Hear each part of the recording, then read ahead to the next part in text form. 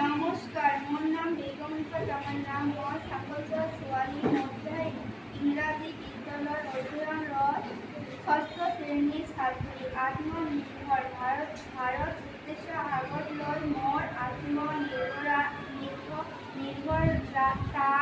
প্রয়োগকারে বিভিন্ন ধরনের হস্তশিল্পজাত বস্তু বনাই দেশ বিদেশৰ বজায় গ্ৰহকৰ বিশ্ব আক্ৰমণ বজাৰলৈ সুৰক্ষা